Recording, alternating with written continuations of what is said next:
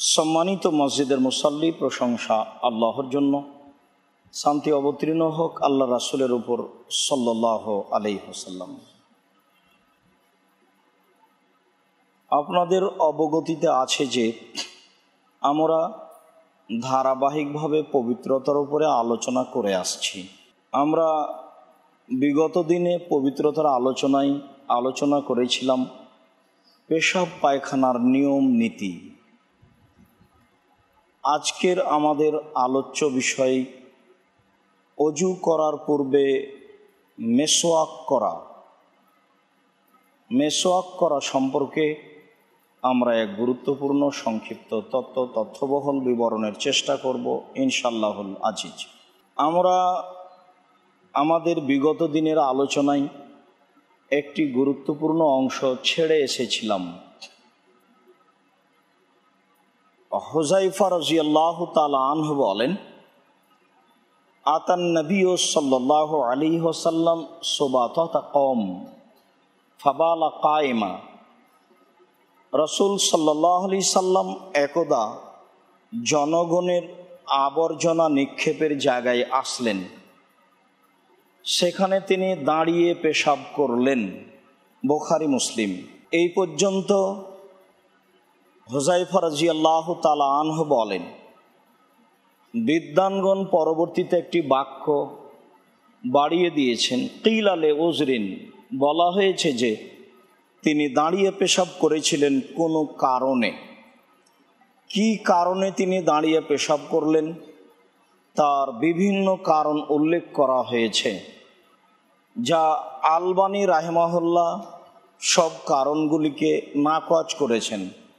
তিনি বলতে চেয়েছেন, যে বিষয়ে কোনো স্পষ্ট কথা নেই সে বিষয়ে পরবর্তীতে বিদ্বানগণ এইভাবে মন্তব্য করলেন কিভাবে তা বুঝে আসে না।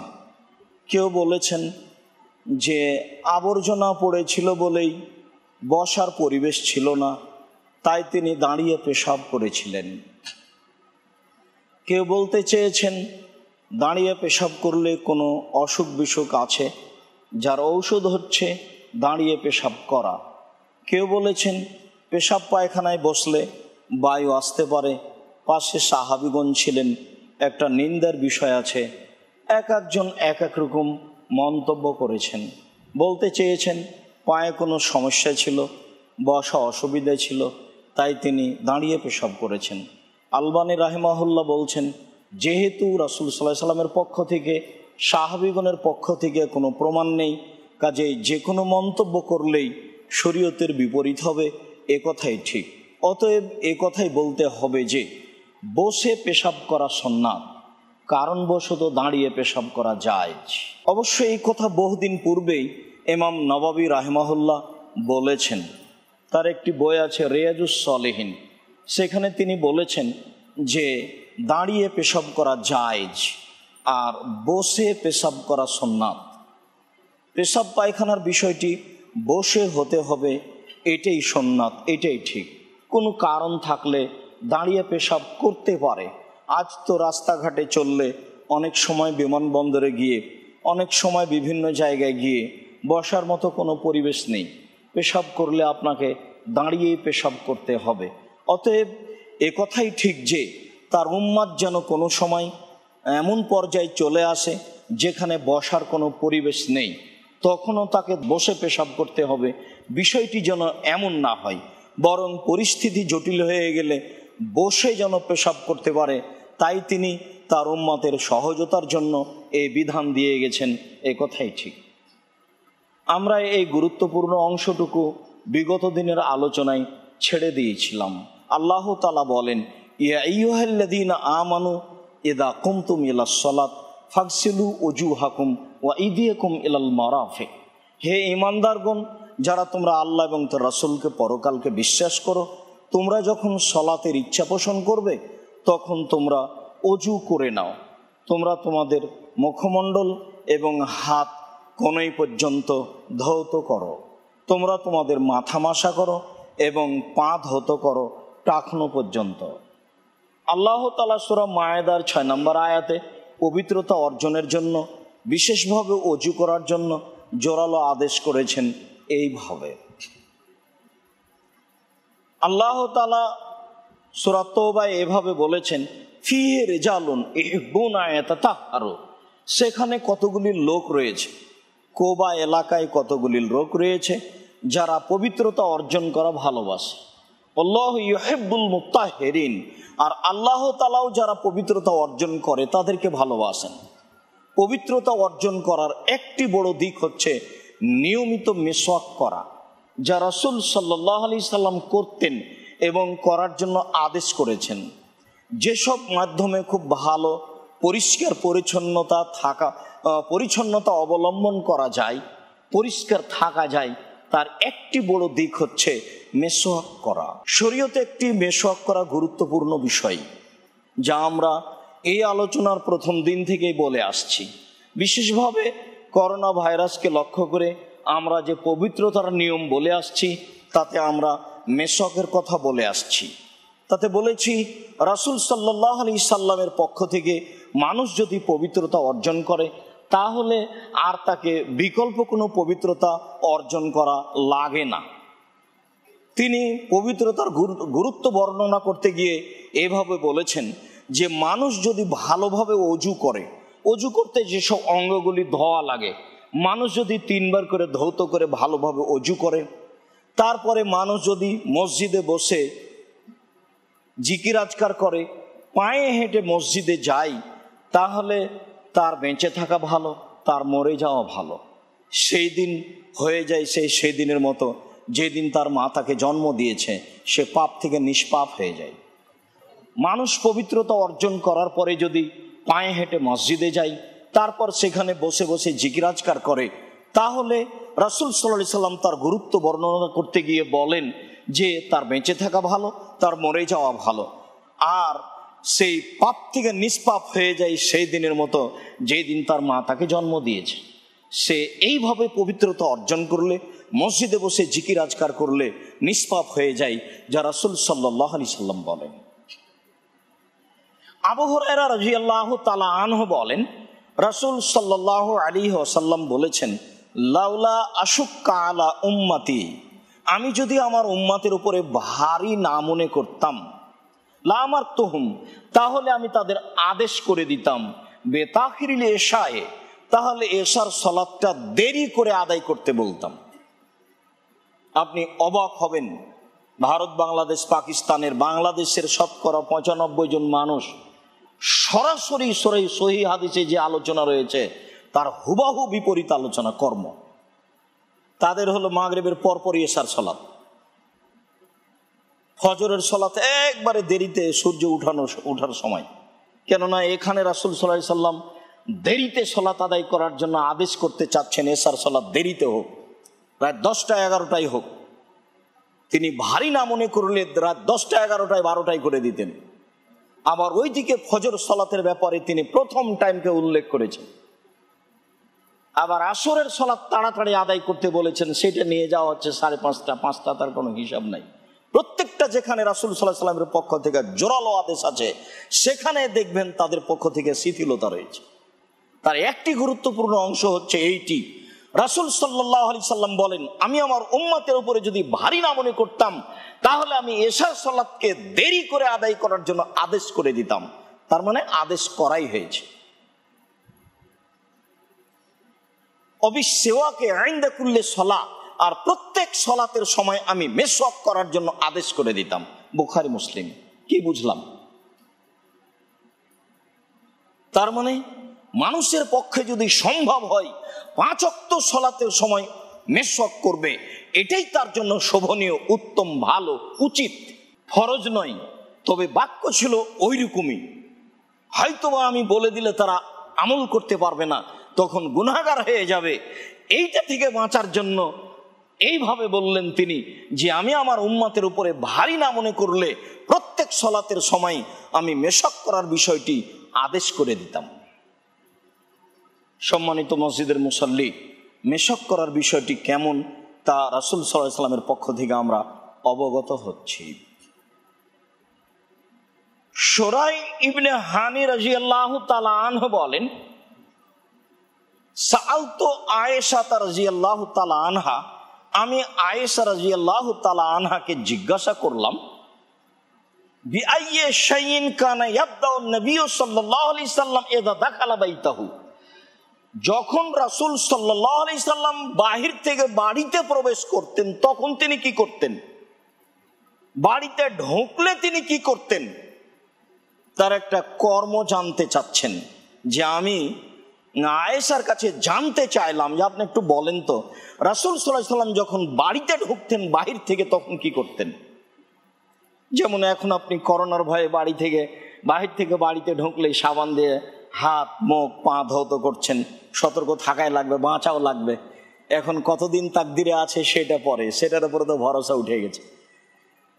এখন এই সতর্কতা অবলম্বন করে তাকদির কি পরিবর্তন করা যাবে কিনা, বেশি দিন বাঁচা যাবে কিনা এইটা বিবেচনা তার নেই, তাওয়াক্কুল দিয়ে এটাকে ঠেকাতে হবে কিনা এইটা হিসাব নেই। এই সতর্কতা অবলম্বন করলে একটা সময় পর্যন্ত বাঁচা যাবে, তারপরেও তো মরণ। মুসা আলাইহিস সালামকে আল্লাহ তাআলা পাঠালেন, মুসা আলাইহিস সালামের কাছে আল্লাহ তাআলা মালাকুল মউতকে পাঠালেন, যাকে আমরা যে আজরাইল বলি, মালাকুল মউতকে পাঠালেন। তো মুসা আলাইহিস সালাম নাকচ করলেন, শুধু নাকচ নয়, এক থাপ্পড় মারলেন। এরকম ক্ষমতা আল্লাহ তার ভিতরে দিয়েছিলেন। তো মালাকুল মউত এসে বললেন এই ঘটনা। তো আল্লাহ বললেন আচ্ছা ঠিক আছে, আপনি এক কাজ করেন, মুসা আলাইহিস সালামকে একটা গরুর গায়ের উপরে হাত রাখতে বলেন, তারপরে বলেন যে এই হাতের নিচে যত লোম আছে ততদিন পর্যন্ত আপনার বয়স। তো মুসা আলাইহিস সালাম বললেন তারপর মরণ, যদি তারপর মরণই হয় তাহলে আজকেই হোক। সতর্কতা যদি আল্লাহর উপরে ভরসা না থাকে, সবই উল্টে যায়, তাহলে তো হয় না। যা ধারাবাহিকভাবে বলে আসছি, আজকেও একটা অংশ তার উপরে সরাসরি বিপরীত যাবে, দেখতে পাবেন। সম্মানিত মসজিদের মুসল্লি, আয়েশা রাদিয়াল্লাহু তাআলা আনহাকে জিজ্ঞাসা করলাম, আল্লাহর নবী বাহির থেকে বাড়ির ভিতরে প্রবেশ করলে তিনি কি করতেন। কালাত বিসওয়াক, আয়েশা রাদিয়াল্লাহু তাআলা আনহা বলেন যে তিনি বাড়িতে ঢুকলে মেশক করতেন। তাহলে পবিত্রতার একটা বড় দিক। বাহিরে গেলে কি হলো, মুখের ভিতরে কি সমস্যা আসলো, সমস্যা কি এসেছে আমি জানতে পারি আর না পারি। আয়েশা রাদিয়াল্লাহু তাআলা আনহাকে জিজ্ঞাসা করা হলো তিনি বাহির থেকে বাড়িতে ঢুকলে কি করতেন। তিনি তার উত্তরে বললেন যে তিনি মেশক করতেন। আমি স্বাভাবিকভাবে বাহির থেকে বাড়িতে ঢুকলে আমার প্রথম কাজ হবে পবিত্রতা অর্জনের জন্য মেশক করা, একথাই ঠিক। তাহলে কোনো জীবাণুর ব্যাপার থাকলে, কোনো সমস্যা থাকলে ঠিক হয়ে যাবে, একথাই ঠিক। সমস্যা আমি বুঝতে পারি আর না পারি, এটাই রাসূল সাল্লাল্লাহু আলাইহি সাল্লামের নীতি, আর এটাই সারা পৃথিবীর পুরুষ নারীর জন্য নীতি, আদর্শ, পবিত্রতা অর্জনের বড় মাধ্যম। হুযায়ফা রাদিয়াল্লাহু তাআলা আনহু বলেন, কানা নবী সাল্লাল্লাহু আলাইহি সাল্লাম ইযা কামা লিতাহাজ্জুদ মিনাল লাইলি, যখনই রাসূল সাল্লাল্লাহু আলাইহি সাল্লাম তাহাজ্জুদ পড়ার জন্য রাতে উঠতেন, ইয়াসুসু ফাহু বিসওয়াক, তখন তিনি তার মুখমণ্ডল মেশক দিয়ে পরিষ্কার করতেন। হাদিস বুখারী মুসলিম। অত্র বুখারী মুসলিমের হাদিসে বোঝা যায় রাসূল সাল্লাল্লাহু আলাইহি সাল্লাম যখনই রাতে তাহাজ্জুদ পড়ার জন্য উঠতেন তখন তিনি মেশক করার পরে ওযু করতেন। কালা রাজুলুন মিন আসহাবিন নবী সাল্লাল্লাহু আলাইহি সাল্লাম, রাসূল সাল্লাল্লাহু আলাইহি সাল্লামের একজন সাথী বলছেন যে কুনতু মা নবী সাল্লাল্লাহু আলাইহি সাল্লাম ফি সাফারিন, আমি একদা রাসূলের সাথে সফরে ছিলাম। আল্লাহ কসম, আমি চিন্তা ভাবনা করলাম লারকুবান্না রাসূলুল্লাহ সাল্লাল্লাহু আলাইহি সাল্লাম লিসসালাহ ফাআরা ফিলাহু, আমি রাসূল সাল্লাল্লাহু আলাইহি সাল্লামকে খুব ভালোভাবে একবারে তন্ন ভাবে পঙ্খানো থেকে পঙ্খানো রূপে আমি দেখবো তিনি রাতে কি করেন। আজকে আমি তার সাথে সফরে আছি, আমি তার অবস্থা, তার গতি, তার কর্মকে রাতে দেখবই, অবশ্যই দেখব তিনি কি করেন। দেখলাম ফাসাল্লা সালাতাল ইশায়ে, তিনি এশার সালাত আদায় করলেন, সুম্মাস্তাজা, তারপরে তিনি শুয়ে গেলেন, কিছুক্ষণ থাকলেন, ফাকামা, তিনি উঠলেন, এরপরে তিনি বিছানের দিকে গেলেন। ফাস্তাল্লা সেওয়াকান, তারপর তিনি তার মেশকটা নিলেন, মেশক করলেন, অজু করলেন, সালাত আদায় করলেন, শুয়ে গেলেন। দেখলাম কিছুক্ষণ পর আবার তিনি উঠলেন, যেই পরিমাণ সময়ে সালাত আদায় করলেন সেই পরিমাণ তিনি ঘুমিয়ে থাকলেন, আবার তিনি উঠে গেলেন। উঠে গিয়ে আবার তিনি মেশওয়াক নিলেন, আবার দাঁত পরিষ্কার করলেন, তারপরে তিনি অজু করলেন, সালাত আদায় করলেন, আবার শুয়ে গেলেন। তিনি ওই পরিমাণ শুয়ে গিয়ে থাকলেন যেই পরিমাণ তিনি সালাত আদায় করলেন। আবার তিনি ঘুম থেকে উঠলেন, ঘুম থেকে উঠে মেশওয়াক করলেন, অজু করলেন, সালাত আদায় করলেন যেই পরিমাণ তিনি ঘুমিয়েছিলেন। এইভাবে সালাত আদায় করতে করতে ফজর হয়ে গেল, ফজর আজান হয়ে গেল। সম্মানিত মসজিদের মুসল্লি, অত্র হাদিসে আমরা স্পষ্ট বুঝতে পারছি যে রাসূল সাল্লাল্লাহু আলাইহি সাল্লাম যখনই ঘুম থেকে উঠতেন তখনই তিনি আগে মেশওয়াক করতেন, তারপরে অজু করতেন, তারপরে ইবাদত। ঘুম থেকে উঠেই তার প্রথম কাজ হলো মেশওয়াক করা, দ্বিতীয় কাজ হলো অজু করা, তৃতীয় কাজ হলো ইবাদত, সালাত। আনাস রাদিয়াল্লাহু তাআলা আনহু বলেন, কালা রাসূলুল্লাহ সাল্লাল্লাহু আলাইহি সাল্লাম, আল্লাহ রাসূল বলেছেন, লাকাদ আকসারতু আলাইকুম বিসওয়াক, আমি তোমাদের চেয়ে অধিক বেশি মেশওয়াক করি। এ ব্যাপারে একটি জয়ীফ হাদিস এসেছে, আমরা সেটি পেশ করে দলিল হিসাবে গ্রহণ করি না, যে যখনই জিবরাইল আমার কাছে আসেন তখনই বলেন মেশওয়াক করেন, যখনই জিবরাইল আমার কাছে আসেন তখনই বলেন মেশওয়াক করেন, যখনই জিবরাইল আমার কাছে আসেন তখনই বলেন মেশওয়াক করেন। তো বলাতে মনে হলো যে খাসিতন উহফিয়া মুকদ্দমা ফিয়া, যে এত মেশক করলে আমি মুখের সামনের দিক ছিলেই ফেলি নাকি। এখানে আপনাকে আরেকটা কথা বলতে চাচ্ছি, এই হাদিসের ভিত্তিতে নয়, যে হাদিসটা আগে পড়লাম বুখারী মুসলিমের হাদিসের ভিত্তিতে, যে লাকাদ আকসারতু আলাইকুম বিসওয়াক, আমি তোমাদের চেয়ে বেশি বেশি মেশক করি, তোমাদের চেয়ে সংখ্যায় অনেক বেশি মেশক করি। ঘুম থেকে উঠলে মেশক করি, বাড়ির বাহির থেকে আসলে আমি মেশক করি, সালাতের পরে সালাতের সময় মেশক করি, তাহলে আমি তোমাদের চেয়ে বেশি মেশক করি।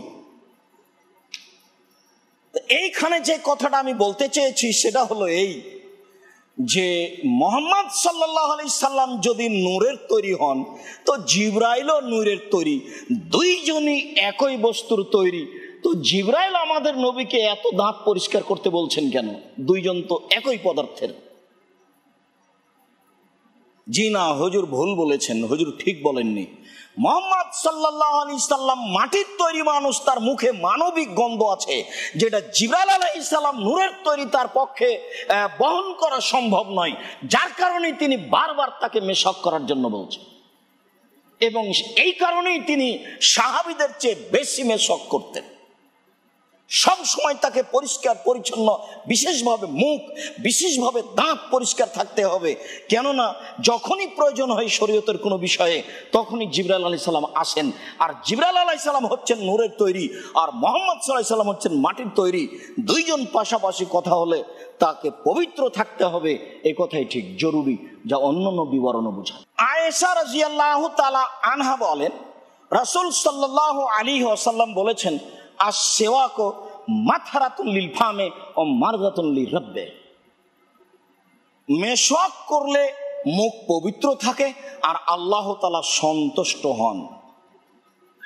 মেশওয়াকের একটা ফজিলত, মেশওয়াকের ফজিলত এরকম হাদিস এসেছে যে কেউ যদি মেশওয়াক করে এক ওয়াক্ত সালাত আদায় করে তাহলে 70 গুণ বেশি নেকি পাওয়া যাবে। এই হাদিস জাল, আমরা এটা দলিলে আপনার সামনে পেশ করিনি, কিন্তু আপনি যদি কোনো সময় অবগত হন ফাজাইলে আমল পড়ে বা তাবলীগ করতে গিয়ে যে একবার মেশক করলে 70 গুণ বেশি নেকি হবে, তখন আপনি একটা বিপদে পড়ে যাবেন। যার জন্য এই কথাটা বলে রাখছি, এ হাদিস জাল, এটা ঠিক নয়। যে মেশক করে সলাত আদায় করলে 70 গুণ বেশি নেকি হবে, এইটা ঠিক নয়। রাসূল সাল্লাল্লাহু আলাইহি সাল্লাম প্রত্যেক সলাতের সময় মেশক করতেন। বাড়ির বাহির থেকে ভিতরে ঢুকলে মেশক করতেন, তিনি ঘুম থেকে উঠে মেশক করতেন। তিনি সাহাবীদের প্রতি ভারী না মনে করলে, তার উম্মতের প্রতি, আমাদের প্রতি ভারী না মনে করলে তিনি মেশকের জন্য জোরালোভাবে আদেশ করে দিতেন যে তোমরা প্রত্যেক সলাতের সময় মেশক করো। ফরজ হয়ে যাওয়ার ভয়ে তিনি এভাবে বলেননি। তাহলে আমাদেরকে মেশক করে দাঁত পরিষ্কার করে পবিত্রতা অর্জন করতে হবে, বিষয়টি কত গুরুত্ব বহন করে।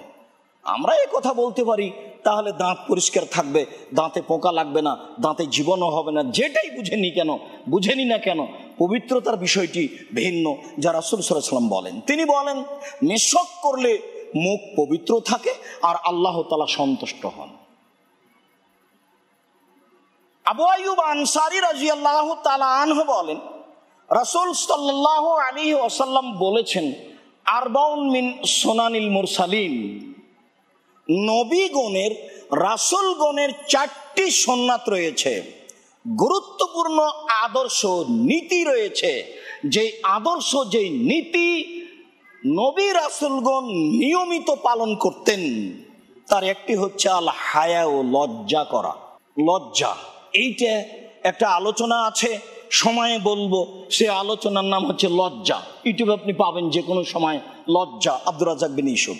লজ্জা একটি গুরুত্বপূর্ণ বিষয়। লজ্জা দিয়ে জান্নাত কিনা যায়, লজ্জা দিয়ে ঈমান পাওয়া যায়। আল হায়া মিনাল ঈমান ওয়াল ঈমান ফিল জান্নাহ। লজ্জাই হচ্ছে ঈমান, ঈমানই হচ্ছে জান্নাত। তাহলে লজ্জা নেই যার, ঈমান নেই তার। রাসূল সাল্লাল্লাহু আলাইহি ওয়াসাল্লাম বলছেন আল হায়া ওয়াল ঈমান কারনাও জামিয়া, লজ্জা এবং ঈমান একসাথে জমা ধরে আছে। এই যা রফিয়া আহাদুহুমা রফিয়াল আখারু, যখন দুইটার একটা চলে যায় তখন অপরটা চলে যায়, যখন লজ্জা চলে যায় তখন ঈমান চলে যায়। লজ্জা নেই যার, ঈমান নেই তার, যা একাধিক হাদিসে একই রকম কথা বের হয়ে আসে। রাসূল সাল্লাল্লাহু আলাইহি ওয়াসাল্লাম বলেন সকল নবীর একটা নীতি ছিল, সব নবী এই নীতি পালন করতেন। কি? সব নবী এই কথা বলতেন কি? এজালাম তাস্তাহি ফাসনামা শেতা, যখন তুমি লজ্জা করবে না তখন তুমি সবকিছুই করতে পারো। যখন তুমি লজ্জা করবে না তখন তুমি মানুষের বদনাম করতে পারো। যখন তুমি লজ্জা করবে না তখন তুমি দোকানে বসে আড্ডা পিটতে পারো। যখন তুমি লজ্জা করবে না তখন তুমি যে কোনো অশ্লীল কাজ করতে পারো। যখন তুমি লজ্জা করবে না তখন তুমি মানুষের বিরুদ্ধে লড়তে পারো। দেখা যাবে যে আপনার কর্মই উল্টা, শুধু মানুষের ক্ষতি করা আপনার কর্ম। কেন জানে আপনার মানুষের ভালো করা আপনি ভুলে গেছেন। অথচ মানুষ হচ্ছে, মানুষ শব্দটা আরবি, মানুষ মানে আর একজনের কল্যাণের জন্য মানুষ। যার জন্য তো মানুষে বলে ও মানুষই নয়, তার মানে তার মধ্যে ভালো কর্ম নাই। মানুষ তো বলছে যে ও মানুষই নয়, তাহলে মানুষ বুঝে যে মানুষ মানে মানুষ, যার কাছে ভালো আছে সেই হলো মানুষ। রাসূল সাল্লাল্লাহু আলাইহি সাল্লাম বলেন যখন তুমি লজ্জা করবে না তখন তুমি সবকিছু করতে পারো। সকল নবীর একটি নীতি আদর্শ ছিল লজ্জা করা। 2, অত্যাত্তর, সকল নবীর একটি নীতি ছিল আতর ব্যবহার করা। সকল নবীর একটি নীতি ছিল অসেওয়াক, মেসওয়াক করা। সকল নবীর একটি নীতি ছিল আর নেকাহ, বিবাহ শাদী করা। অফি রিওয়ায়াতিন, অন্য এক বর্ণনা রয়েছে যে সকল নবীর একটি নীতি ছিল আল খেতানো, খাতনা করা, মুসলমানি দেওয়া, যেটা ইব্রাহিম আলাইহিস সালাম অনেকদিন পরে করেছেন। এই নীতি সকল নবীর ছিল, যা রাসূল সাল্লাল্লাহু আলাইহি ওয়াসাল্লাম বলেন।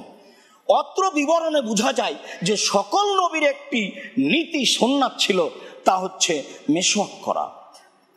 আয়েশা রাদিয়াল্লাহু তাআলা আনহা বলেন লা ইয়ারকুদু রাসূলুল্লাহ সাল্লাল্লাহু আলাইহি সাল্লাম ফি লাইলিন ওয়ালা নাহারিন ইয়াস্তাইকিযু ইল্লা ইয়াতাসাওয়াকু ক্বাবলা ইয়াতাওয়াদ্দা। যখনই রাসূল সাল্লাল্লাহু আলাইহি সাল্লাম দিনে হোক আর রাতে হোক ঘুমাতেন, যখন তিনি দিনে বা রাতে শুইতেন, শোয়ার পরে উঠলেই, ঘুম থেকে উঠলেই তিনি ওযু করার পূর্বে মেসওয়াক করতেন। বিষয়টি আপনাদেরকে সকল দিনী মুসলিম ভাই বোনকে গুরুত্ব সহকারে দেখার জন্য অনুরোধ জানাচ্ছি। তাহলে আপনি পবিত্র থাকবেন, জীবাণু থেকে বেঁচে থাকবেন, দাঁত তো পরিষ্কার থাকবেই। কত কি উপকার সেইটা আমরা বলতে অক্ষম, তবে অনেক উপকার এইভাবে বুঝতে হবে। নইলে তিনি মেশকের উপরে এত সতর্ক কেন, তিনি এইভাবে বলছেন কেন? আয়েশা রাদিয়াল্লাহু তাআলা আনহা বলেন, দিনে হোক রাতে হোক যখনই তিনি ঘুমাতেন, ঘুম থেকে উঠলেই তিনি মেশক করতেন। এটা তার চিরাচরিত নীতি ছিল। সম্মানিত মসজিদের মুসল্লি, বিষয়টিকে বিবেচনা করে পবিত্র থাকার জন্য আমরা সকল দিনই মুসলিম ভাই বোনকে অনুরোধ জানাচ্ছি। আল্লাহ আমাদেরকে পবিত্র থাকার তৌফিক দান করুক। আল্লাহুম্মা আমিন। আল্লাহুম্মা সাল্লি আলাইহি আল্লাহুম্মা বারিক আলাইহি। আলহামদুলিল্লাহি ওয়াহদা ওয়াসসালাতু ওয়াসসালামু আলা মান লা নাবিয়্যা বা'দা। আয়েশা রাদিয়াল্লাহু তাআলা আনহা বলেন, রাসূল সাল্লাল্লাহু আলাইহি ওয়াসাল্লাম বলেছেন, আশরুম মিনাল ফিতরা, নবীগণের বৈশিষ্ট্য 10টি। সকল নবী এই বৈশিষ্ট্য, এই নীতি মেনে চলতেন। 1, কাসু শারিব, মোচ কেটে ফেলা। মোচ ব্লেড দিয়ে চাঁচা যাবে না, কাঁচি দিয়ে মোচ কেটে ফেলতে হবে। মোচের পানি হারাম, ভিতরে গেলে হারাম পানি চলে গেল, এই কথা এমনিতেই চলছে, মিথ্যা কেউ কোনোদিন বলেন। এইটা একটা রাসূল সাল্লাল্লাহু আলাইহি সাল্লামের নীতি, আদর্শ। মোচ কেটে ফেলতে হবে, মোচ ব্লেড দিয়ে চাঁচা যাবে না, যাতে মোচ আছে পুরুষ বলে পরিচয় মনে হয়। দাড়ি চেঁচে ফেলা ও নারীর বৈশিষ্ট্য, ওটার অভিশাপ, কেননা ও পুরুষের পরিচয় হারিয়ে ফেলেছে। পুরুষের পরিচয় মোচ থাকবে, দাড়ি থাকবে। মহিলার পরিচয় মোচও থাকবে না, দাড়িও থাকবে না। রাসূল সাল্লাল্লাহু আলাইহি সাল্লাম বলেন, সকল নবীর নীতি হলো মোচ কেটে ফেলা। ও এফাউ লেহিয়া, সকল নবীর নীতি ছিল দাড়ি বড় করা। দাড়ি চেঁচে ফেলাও হারাম, কেটে ফেলাও হারাম, দুটাই না যায়। চেঁচে ফেললে চোখের পাওয়ার কমে যাবে, পুরুষত্বা শক্তি কমে যাবে, অভিশাপ হবে, একসাথে অনেক সমস্যা, আরো সমস্যা আছে। দাড়ি ছোট করা, চেঁচে ফেলার কোনো সুযোগ নেই। যেসব বর্ণনা পাওয়া যায় সেসব বর্ণনা এখানে পেশ করা যাবে না। আব্দুল্লাহ ইবনে উমর রাদিয়াল্লাহু তাআলা আনহুর একটি কর্ম বর্ণনা করে, এক শ্রেণীর মানুষ মুষ্টির বাইরে দাড়ি কেটে ফেলা মনে করছে যে এটা সুন্নাত। আব্দুল্লাহ ইবনে উমরের এটি একটি ব্যক্তিগত কর্ম ছিল, আর তা ছিল হজ সফরে। তিনি মাথার চুল ছোট করতে গিয়ে তার কর্ম প্রকাশ করেছেন, তিনি মুষ্টির বাইরে দাড়ি কেটে ফেলেছেন। হাদিস বুখারী মুসলিম, তারই ভিত্তিতে এই কথা বলা হয়। অথচ রাসূল সাল্লাল্লাহু আলাইহি সাল্লামের নিয়মিত চিরাচরিত নীতি ছিল এই কথা বলা এবং এইভাবে থাকা যে দাড়ি বড় করো, ছোট করাও যাবে না, চেঁচে ফেলাও যাবে না। অসেওয়াক, সকল নবীর বৈশিষ্ট্য ছিল মেশওয়াক করা। এটা হচ্ছে আমাদের আলোচনার সাথে সম্পৃক্ত কথা। সকল নবীর বৈশিষ্ট্য ছিল মেশওয়াক করা। পৃথিবীর সকল মুসলিম দ্বীনি ভাই বোনকে নীতিগতভাবে, বৈশিষ্ট্যগতভাবে মেশওয়াক করতে হবে, এটাই উচিত। 5 ওয়াক্ত সালাতের সময়ে সম্ভবপর মেশওয়াক করার জন্য প্রাণপণে চেষ্টা করবে। অন্তত যখন ঘুম থেকে উঠছে তখন মেশওয়াক করার জন্য প্রাণপণে চেষ্টা করবে। পরের বাক্যে তিনি বলেন, অল মাজমাজাত, কুলি করা, অজু করলে কুলি করা অথবা কোনো সময়ে কুলি করা, এটা ছিল নবীগণের বৈশিষ্ট্য। অলিস্তেন শাক, অজু করার সময় নাকে ভালোভাবে পানি দিয়ে নাক ঝাড়া দেওয়া, এটা ছিল নবীগণের বৈশিষ্ট্য। অকাসুল আজফারি, নখ কেটে ফেলা। আমরা সকল দিনই মুসলিম ভাই বোনকে জোরালোভাবে অনুরোধ জানাচ্ছি যে অবশ্যই কোনো দিনই মুসলিম ভাই বোনের জন্য নখ বড় না থাকে। যদি থাকে তাহলে আপনি বুঝে নেবেন এ নবীর আদর্শের বিরোধী মানুষ, এবং যে কোনো মূল্যে সম্ভবপর তাকে আপনি আদেশ করবেন, নইলে পরামর্শ দিবেন। যেভাবে সম্ভব তাকে আপনি বলবেন যে নখ কেটে ফেলুন। কোনো মুসলিম পুরুষ, কোনো মুসলিম নারী নখ বড় রাখতে পারে না। এটা হচ্ছে নবীগণের বৈশিষ্ট্য। কাসুল আজফারে, অনাথফুল এবেতে সকল নবীর বৈশিষ্ট্য ছিল বগলের লোম উঠিয়ে ফেলা। বগলের লোম উঠিয়ে ফেলাতে অভ্যাসী হতে হবে সকল মুসলিম পুরুষ নারীকে, এটাই সুন্নাত। আপনি ব্লেড ব্যবহার করে অভ্যাসী হয়েছেন, যার জন্য আপনার পক্ষে সহজ সম্ভব নয় বলে আপনি মনে করছেন। যেভাবে সহজ সম্ভব হবে আপনি এই পথ অবলম্বন করুন, আপনার জন্য ভালো হবে। ও হালাকুল আনাতে নিচের লোম পরিষ্কার করতে হবে ঊর্ধ্বে টাইম 40 দিন। অন্য এক সহি বর্ণনায় এসেছে সকল পুরুষ নারীকে 40 দিনের পূর্বেই নিচের লোম পরিষ্কার করতে হবে। যেভাবে সম্ভব, যা দিয়ে সম্ভব, সবার জন্য একই হুকুম। যেভাবে সম্ভব, যা দিয়ে সম্ভব, পুরুষ নারীর একই হুকুম। তারপরে তিনি বললেন ইন্তেকাসুল মা, পানি দিয়ে পবিত্রতা অর্জন করা, অর্থাৎ পেশাব পায়খানার পরে পানি ব্যবহার করা। আগে ঢেল টিস্যু পেপার তারপরে পানি, এ কথা ঠিক নয়। যা আমরা গত জুমায় এক পর্যায়ে বলছিলাম যে আগে ঢেল টিস্যু পেপার, তারপরে 40 কদম পায়ে হাঁটা, তারপরে পায়ের উপরে পা উঠানো, তারপরে খক খক করে কাশা, এইগুলি সব নোংরামি। শরীয়তে একটা এগুলো অনুমোদন করে না। আপনাকে পানি দিয়েই পবিত্রতা অর্জন করতে হবে, এরপরে হাত মাটিতে মেজে নিতে হবে বা সাবানে হাত লাগিয়ে হাত পরিষ্কার করতে হবে। এটাই রাসূল সাল্লাল্লাহু আলাইহি সাল্লামের নীতি। আগে ঢেল টিস্যু পেপার তারপরে পানি, তাই তাদের আল্লাহ পবিত্রতা, তাদের প্রশংসা করেছেন, এ কথা ঠিক নয়। পানি দিয়ে পবিত্রতা অর্জন করে যারা, তাদের প্রশংসা আল্লাহ করেছেন, সেটাই হচ্ছে পবিত্রতা অর্জনের একটি বড় মাধ্যম। আয়েশা রাদিয়াল্লাহু তাআলা আনহা বলেন কানান নবী সাল্লাল্লাহু আলাইহি সাল্লাম ইয়াতাসাওয়াকু সুম্মা ইউতিনি আস-সিওয়াকা। রাসূল সাল্লাল্লাহু আলাইহি সাল্লাম মেশক করতেন, এরপরে মেশকটা আমাকে দিতেন। কেন? লিয়াগসিলাহু, আমি মেশকটা ধুয়ে রাখবো এই জন্য। যখনই তিনি আমাকে দিতেন ফাআবদাউ বিহি ফাস্তাক, আমি ওইটা দিয়ে আগে কিছু মেশক করে নিতাম। সুম্মা আগসিলহু আদফু ইলাইহি আদফাহু ইলাইহি, তারপর আমি নিজে মেশক করার পরে মেশকটা ধুয়ে সময়ে রাসূল সাল্লাল্লাহু আলাইহি সাল্লামকে দিতাম। তার মানে মেশকটা নিতেন আয়েশার কাছ থেকে, দিতেন আয়েশাকে ধুয়ে রাখার জন্য। স্ত্রীকে কাজে লাগাতে হয়, নিজের কাজে নাম ধরে ডাকতে হয়। নিজেই জুতাটা খুঁজবেন না, নইলে স্ত্রী মনে করবে আমার উপরে রাগ করে আছে, সেজন্য আমাকে বলেন। নিজেই জামাটা খুঁজবেন না, নিজে এক গ্লাস পানি ঢেলে নেবেন না। দেখেন মেশক করার পরে মেশকটা আমাকে দিচ্ছেন, আমি ধুয়ে রেখে দেবো এই জন্য। তো নিয়ে আমি আগে মেশক করা শুরু করতাম, ওটাই মেশক করার পরে আমি ধুয়ে রেখে দিতাম, পরে সময়ে যখন আবার নিতেন তখন আমি দিতাম। এই কথাটি যেটা আমি বলতে চেয়েছি, সেই কথাটি বলার আগে আরো কয়েকটি হাদিস পেশ করি, তারপরে বলবো। আয়েশা রাদিয়াল্লাহু তাআলা আনহা বলেন যে রাসূল সাল্লাল্লাহু আলাইহি সাল্লাম বাইনা হাকেনাতি ওয়া দাকেনাতি, আমার থুতনির নিচে আমার উরুর আনের উপরে ছিলেন যখন তিনি দুনিয়া থেকে বিদায় হন।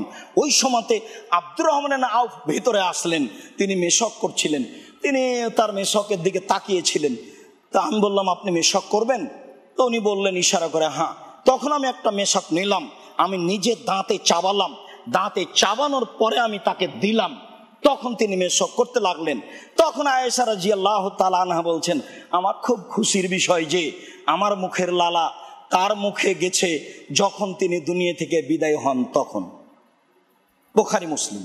আর এই হাদিসে যেটা বলতে চেয়েছেন সেটা হচ্ছে এই, তিনি মেশক করার পরে আমাকে দিতেন ধুয়ে রাখার জন্য, আমি না ধুয়ে আগে মেশক করতাম ওটাইতে, তারপরে আমি ধুয়ে রেখে দিতাম, আবার সময়ে দিতাম। হাদিস সহিহ আবু দাউদ। আয়েশা রাদিয়াল্লাহু তাআলা আনহা বলেন কানান নবী সাল্লাল্লাহু আলাইহি সাল্লাম ইয়াস্তান্নু ওয়া ইনদাহু রাজুলানে, রাসূল সাল্লাল্লাহু আলাইহি সাল্লাম মেশক করছিলেন, এই সময়ে পাশে দুজন লোক ছিল। ফাউইয়া ইলাইহি, রাসূল সাল্লাল্লাহু আলাইহি সাল্লামের কাছে ওহী করা হলো বে ফাজলিস সেওয়াকে ও ফি ফাজলিস সেওয়াকে, মেশকের গুরুত্বের ব্যাপারে রাসূল সাল্লাল্লাহু আলাইহি সাল্লামের কাছে ওহী করা হলো। তারপরে বলা হলো ফাআতে আস-সিওয়াকা আই কাব্বির, আতে আই কাব্বির সিওয়াকা আই আতে আকবারাহুমা মিন আহাদিহিমা। রাসূল সাল্লাল্লাহু আলাইহি সাল্লাম বললেন, তাকে ওহী করে বলা হলো যে আপনার মেশকটি এই যে দুইজন আপনার পাশে আছে, দুইজনের বড় যেই তাকে দিয়ে দেন। আব্দুল্লাহ ইবনে উমর রাদিয়াল্লাহু তাআলা আনহু বলেন, রাসূল সাল্লাল্লাহু আলাইহি ওয়াসাল্লাম বললেন, ইন্নিল্লা ওরা ফিল মানামে আতাসাওয়াকু, আমাকে স্বপ্নে দেখানো হলো যে আমি মেশক করছি। ফাতানি রাজুলানি, এই সময়ে দুইজন লোক আমার কাছে আসলো। ফানাওয়ালতু সিওয়াকাল আসগারা, আমি আমার মেশকটা দুইজনের ছোট জনকে দিয়ে দিলাম। ফাকিলা লি, তখন আমাকে বলা হলো কাব্বির কাব্বির, দুইজনের বড় জনকে দেন, দুইজনের বড় জনকে দেন। ফানাওয়ালতুহু, আমি ওর কাছ থেকে নিয়ে নিলাম, তারপরে দুইজনের বড় জনকে দিলাম। সময়ে কোনো জিনিস যদি দেওয়া লাগে আর যদি দুইজন থাকে তাহলে দুইজনের বড় জনকে দিবেন। সময়ে দুইজন এসে যদি কথা বলতে চায়, 10 জন যদি এসে কথা বলতে চায়, ওর মধ্যে সবচেয়ে যে বড় সেই প্রথমে কথা বলবে। কথাতে কোনো অস্পষ্ট থাকলে অন্যকে বলবে, সেটা ভিন্ন কথা, তবে সুন্নাত এটাই হচ্ছে যে বড়কে দিতে হবে, বড়কে বলতে হবে। আরো উল্লেখ্য যে যদি আপনার ডানে বামে লোক থাকে তাহলে দেওয়ার সময়তে ডান দিকে দিতে হবে। এবার বড় ছোট নয়, এবার দিক নয়, এবার হলো ডানে বামে। যদি ডানে বামে থাকে তখন যে ডানে আছে তাকে দিতে হবে। বুখারী মুসলিমের এক বর্ণনা এসেছে, ডান দিকে কিছু ছোট ছোট ছেলে বসেছিল আর বাম দিকে বসেছিলেন আবু বকর সিদ্দিক, ওমর রাদিয়াল্লাহু তাআলা আনহু ইনারা। তখন তিনি নিজে বলছেন, ও ছোট ছোট স্নেহের ছেলেরা, তোমরা যদি আমাকে একটু অনুমতি দিতে তাহলে আমি এইটা ওমর আবু বকর সিদ্দিককে দিতাম। তখন তিনি বলছেন, না না না না না, যেটা আপনার কাছে পাবো সেটা আবার অন্যকে প্রাধান্য দিব না, আপনার কাছে যেটা পাওয়া যায় সেটা আমরাই নেব। তখন আল্লাহ রাসূল বললেন, নেও নেন। আমি এখানে আর একটা কথা বলতে চেয়েছি, যে বিষয় নিয়ে আলোচনা করছি সেটা এখন বলতে যাচ্ছি। সেটার আগের কথা হলো এই যে দেখেছেন রাসূল সাল্লাল্লাহু আলাইহি সাল্লাম নিজে শরীয়তের ব্যাপারে নন, নিজে কিছু করতে পারবেন এই ক্ষমতা তার নেই। পৃথিবীর সবচেয়ে বড় মানুষ, যা বলবেন তাই হবে এরকম কথা। বিচারের মাঠে আল্লাহ বলবেন, মাথা উঠান, যা বলবেন তাই মেনে নিব, যা সুপারিশ করবেন সেটাই গ্রহণ করা হবে। কি বলতে চাচ্ছেন আপনি বলেন। পৃথিবীর সবচেয়ে বড় মানুষ বাচ্চাদের কাছে অনুমতি চাচ্ছেন যে তোমরা আমাকে একটু অনুমতি দাও না, আমি ওকে দিয়ে দিই। তার মানে শরীয়ত তার নিজের তৈরি করা নয়। শরীয়ত কোথা থেকে এসেছে? আল্লাহর পক্ষ থেকে এসেছে। একটু সামান্য জিনিস ডান দিকের লোককে দিতে হবে, এটা আল্লাহর বিধান, এটা রাসূলের বিধান। এটা তিনি নিজে করতে পারছেন না, বাচ্চাদের কাছে অনুমতি চাচ্ছেন যে আমি ওদেরকে বড়দেরকে দিতে চাচ্ছি, কিন্তু নীতি হলো ডান দিকের লোককে দিতে হবে, বড়রা বাম দিকে আছে, আমি এখন কি করি? তখন ছোটরা অনুমতি দিল না। তখন রাসূল সাল্লাল্লাহু আলাইহি সাল্লাম বললেন, আচ্ছা ঠিক আছে, না তোমরাই নাও। হাদিস বুখারী মুসলিম। মানে আপনাকে এখনো ভালো করে বুঝাতে পারিনি, শরীয়তের নিকটে মাথা নত করতে হবে, এমনি চললে হবে না। কয়েকদিন ছেলেরাকে বললাম যে এই দিকে একটা মাইকে জোরে চিৎকার করে ফজরের সলাতের পরে দুরূদ পড়ে। তো প্রথম বিপদ যে মাইকে যে পড়ছে এটা যদি লোক দেখানো হয় তাহলে তার কি হবে। দ্বিতীয় বিপদ, এই সময় কত মানুষ ইবাদত করছে, মানুষের ক্ষতি হচ্ছে। তৃতীয় বিপদ, যদি ইবাদত এইভাবে না হয় তাহলে তার কি হবে। যদি দুরূদ এইটা রাসূলের না হয় তাহলে তার কি হবে? তাহলে তার জাহান্নাম হবে। কেউ ঠেকাতে পারবে না পৃথিবীর কোনো মানুষ, যদি এই দুরূদ রাসূলের না হয় তাহলে বাঁচার কোনো পথ নাই। দ্বিতীয় হলো এখন মানুষ ইবাদত করছে, কত মানুষের সমস্যা। তৃতীয় হলো এই যে এইভাবে যে ইবাদত করছে, বলছে যে আমি ইবাদত করছি, আল্লাহুম্মা সাল্লি আলা বলছে, তো সারা এলাকার লোক শুনতে পাচ্ছে। এটি কি তার লোক দেখানো ব্যাপার? কিভাবে এভাবে ইবাদত করতে পারে, মাইকে চিৎকার করে দরুদ পড়তে পারে? সম্মানিত মসজিদের মুসল্লি, এইবার আপনাকে যেটা আমি বলতে চাচ্ছি সেটা হলো এই, একাধিক হাদিস দ্বারা প্রমাণিত হয় যে মেশক আপনি পরিষ্কার না করেই অন্যজনকে দিতে পারেন, সে ওই মেশকই দাঁত পরিষ্কার করতে পারে। এবার ছোঁয়াচে রোগ কোথায় গেল? জি সম্মানিত মসজিদের মুসল্লি, আমরা ছোঁয়াচকে রোগ বা করোনা ভাইরাসকে লক্ষ্য করেই বহুদিন থেকে একই কথা বলে আসছি, সময়ের গতিতে। তাতে আমরা বলেছি করোনা ভাইরাস যদি মহামারী হয় তাহলে মুসলমানের জন্য এটা রহমত।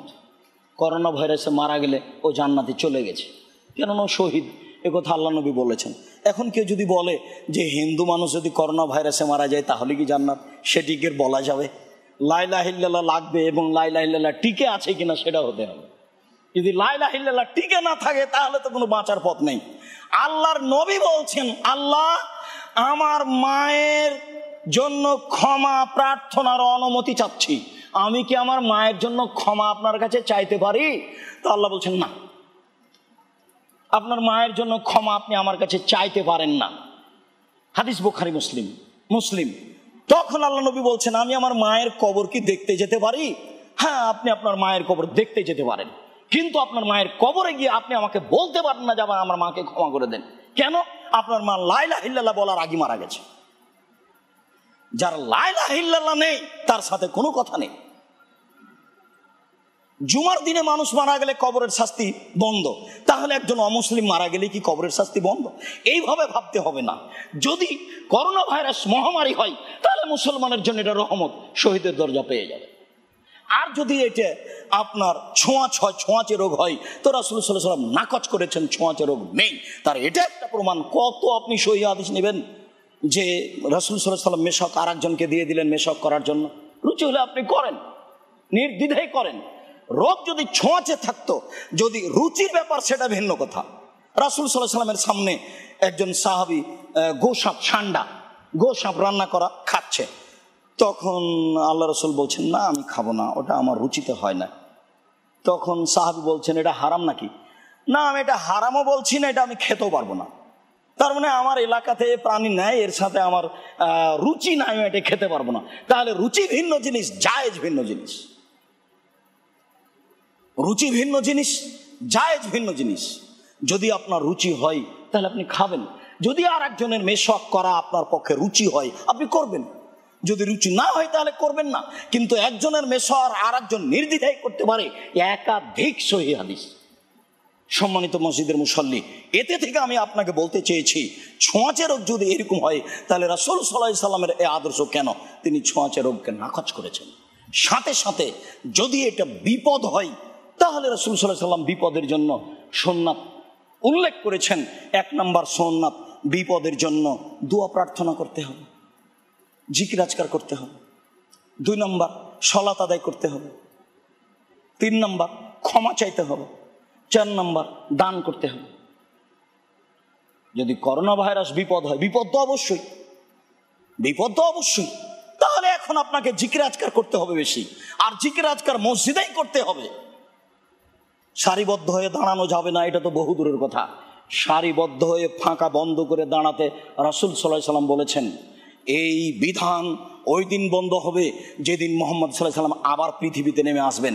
নেমে এসে বলবেন যে ফাঁকা হয়ে দাঁড়ালে কোনো সমস্যা নেই, যেহেতু মুহাম্মদ সাল্লাল্লাহু আলাইহি সাল্লাম আর কোনোদিন কিয়ামত পর্যন্ত পৃথিবীতে আসবেন না, কাজে এই সিদ্ধান্ত আর কোনোদিন পরিবর্তন হবে না। মানুষকে ফাঁকা বন্ধ করে প্রাচীরের মতো হয়ে দাঁড়াতে হবে, এটাই চূড়ান্ত। মুহাম্মদ সাল্লাল্লাহু আলাইহি সাল্লামের এই নীতির পরিবর্তন হবে না। সম্মানিত দ্বীনি মুসলিম ভাই বোন, আপনাদেরকে আমরা বলে আসছি, পবিত্রতা অর্জন করুন রাসূল সাল্লাল্লাহু আলাইহি সাল্লামের পদ্ধতিতে। পবিত্রতা অর্জনের ব্যাপারে যে মেশকের একটি গুরুত্ব রয়েছে, সেইটিকে ভালোভাবে জীবনের উপরে বাস্তবায়ন করার চেষ্টা করুন যে কোনো মূল্যে। বিশেষভাবে ঘুম থেকে উঠলে, বিশেষভাবে সালাত আদায় করতে যাওয়ার সময় মেশক করে, অজু করে, পরিষ্কার পরিচ্ছন্ন হয়ে সালাত আদায় করার চেষ্টা করুন। সম্মানিত মসজিদের মুসল্লি, আমরা এ মর্মে আপনাদের সাথে আরেকটি গুরুত্বপূর্ণ কথা পেশ করতে চাই। সেটি আপনাদের সবার পরিচিত প্রতিষ্ঠান জামিয়া সালাফিয়া ডাঙ্গিপাড়া পবা রাজশাহী। জামিয়া সালাফিয়া রূপগঞ্জ নারায়ণগঞ্জ ঢাকা বাংলাদেশে একটি ছেলে মেয়েদের শিক্ষার উন্নত মানের প্রতিষ্ঠান এবং সঠিক আকীদার লোকের সবচেয়ে বড় প্রতিষ্ঠান, যেখানে প্রায় 3000 ছেলে মেয়ে পড়াশোনা করে, যেখানে প্রায় 156 জন শিক্ষক শিক্ষিকা অবস্থান করেন, যার প্রতি মাসে বেতন লাগে প্রায় 17 লক্ষ। জামিয়া সালাফিয়া ডাঙ্গিপাড়ায় আপনাদের বাইতুল হাম জামে মসজিদ, যেখানে প্রায় 3000 মুসল্লি একসাথে সালাত আদায় করতে পারবে। প্রায় 90% জমির উপরে এই মসজিদ। এই মসজিদের 2য় তলার কাজ আরম্ভ হয়েছে, ছাত্রদের প্রয়োজনে এগুলি কাজ করতে হচ্ছে। এ মর্মে আমরা সকল দিনই ভাই বোনকে দানের হাত প্রশস্ত করার জন্য অনুরোধ জানাচ্ছি। মর্মে আমরা অনুরোধ জানাচ্ছি যে আপনাদের জানা ছিল যে একটি আমাদের বিকাশ এজেন্ট নাম্বার ছিল, সেই এজেন্ট নাম্বারটি বন্ধ করা হয়েছে, যার শেষে ছিল 180। 8180 এই এজেন্ট নাম্বারটি বন্ধ করা হয়েছে। এখন আপনাদের জন্য মার্চেন্ট বিকাশ খোলা হয়েছে, যেখান থেকে টাকা উঠাতে পয়সা খরচ হবে না।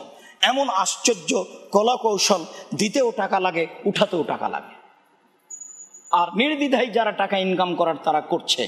আমরা প্রাণপণে চেষ্টা করে মার্চেন্ট বিকাশ খোলা হয়েছে, যার নাম্বার হচ্ছে 01974 088 967 01974 সকল দিনই মুসলিম ভাই বোনকে আমরা পবিত্রতা অর্জন করার অনুরোধ জানিয়ে সাথে সাথে এই জামিয়া সালাফিয়ার বাইতুল হাম জামি মসজিদে দানের হাত প্রশস্ত করার জন্য অনুরোধ জানাচ্ছি।